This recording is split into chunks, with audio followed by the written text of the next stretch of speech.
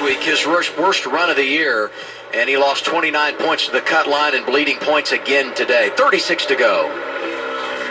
With somebody that maybe cut a tire down, it just seems like a weird, you know, we've seen a couple of wrecks here, but they end up in the gravel trap or on the exit of the corner, and this is before you even get to the corner, so you got to think something broke, or that there was contact with somebody earlier on that got him spun around.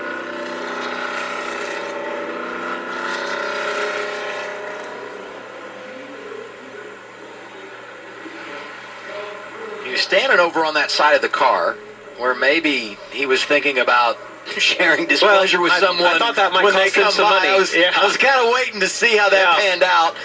And, you know, the AMR safety team is there and escorting him, and he'll have to go to the care center and get checked out and evaluated. Let's go back and look, see if we can figure out exactly how this went down. Looks like it's maybe Parker Retzloff makes contact. You see right here coming off the curb. Right there. Ooh.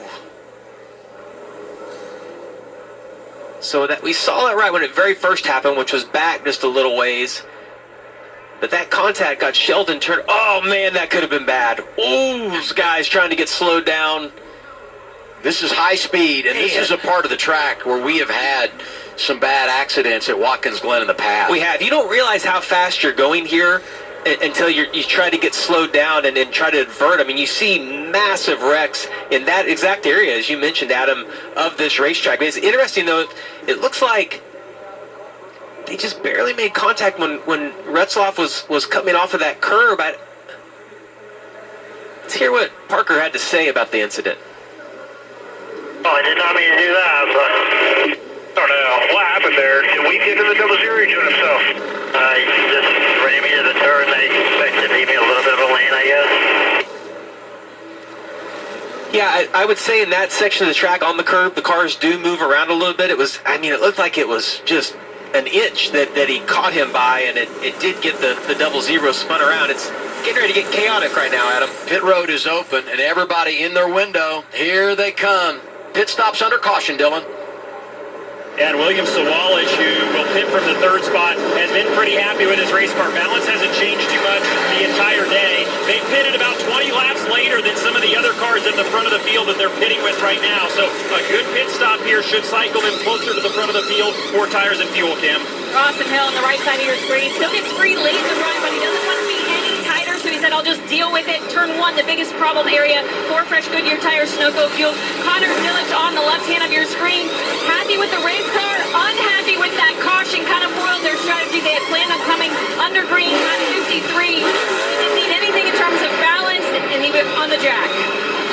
He did lose a few spots there to Dillich in the exchange. Quapple the first off +5. Gray +3. Has the pace to get by these guys. Just got to be a little bit patient here. And I think the best thing for Connor is that you don't see the 9 driving off from the 2 right now. The pace just is not there for the 9 car today. Well, it wasn't too much earlier in the race a year ago when he got the penalty for driving through the bus stop, and he came all the way back through, so he knows overcoming a tough time here. Let's get a report as he goes for the 5th position, Kim. Now, Jamie mentioned him needing to be patient. Well, I talked with crew chief Marty Lindley about what Connor needs to work on. He's so good at road courses. What's he lacking?